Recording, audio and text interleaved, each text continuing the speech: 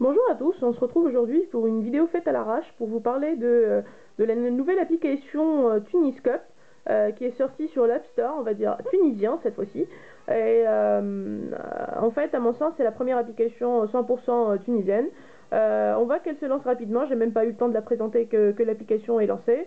L'application reprend les articles à la une du portail Tuniscope comme on le voit clairement ici en bas. On va essayer d'en voir un pour voir comment se comporte l'application. Tiens, les radars automatiques.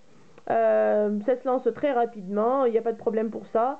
Si jamais il y a une galerie photo associée à l'article, on peut la voir. Bon, ici, il n'y en a qu'une, donc c'est pas très commode à voir. On peut voir aussi les articles les plus anciens et remonter dans le temps, on va dire.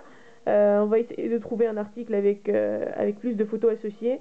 Tiens, je vais chercher l'article qui parle du lancement de l'application. Tuniscope et tunisienne, elle lance la première application, le voilà. Effectivement, il y a une galerie photo qui est associée. Euh, on peut le voir là, il y en a plusieurs, en fait, il y en a trois. Et puis, il y a même une vidéo associée qu'on peut voir aussi. Donc, la vidéo se lance très rapidement, il n'y a pas de temps d'attente, comme on le voit à la barre de chargement en haut, elle se charge très rapidement.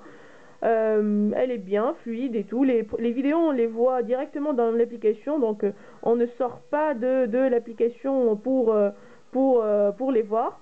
Euh, il y a aussi une web TV qui reprend toutes les vidéos du portail Tuniscope, comme on le voit là. Tiens, on va voir Mounir Troudi en concert, j'aime bien. Donc on va voir le temps de chargement et tout. Hop, play, et ça se lance. Donc il n'y a pas vraiment de temps d'attente, c'est très rapide, très fluide. L'application est bien faite, simple, ludique, donc enfin, il n'y a pas de problème de ce côté-là. Revenons-en maintenant à l'application elle-même.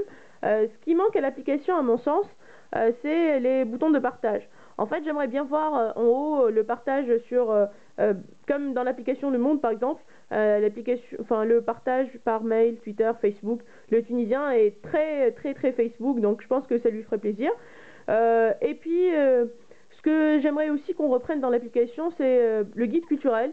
En fait, Tuniscope, c'est bien le portail de Tunis et de la ville et tout, donc ça serait bien d'avoir le guide culturel en mobilité. Sinon, il n'y a pas grand-chose à dire. Enfin, il y a pas de négatif à dire. Au contraire, c'est plutôt du positif. L'application fluide, bien faite, qui répond aux normes d'une bonne application iPhone, quoi. Et on voit très bien que c'est une application, mais pas la version web, la version web mobile du site, puisqu'elle ne reprend que certains articles et une web TV. Voilà. On peut voir aussi les infos. Par exemple, on aura les infos sur le portail Tuniscope. Moi, je trouve que c'est une bonne application, que c'est sur la bonne voie et que j'attends vivement la prochaine version avec des fonctions de partage et plus d'articles. Voilà.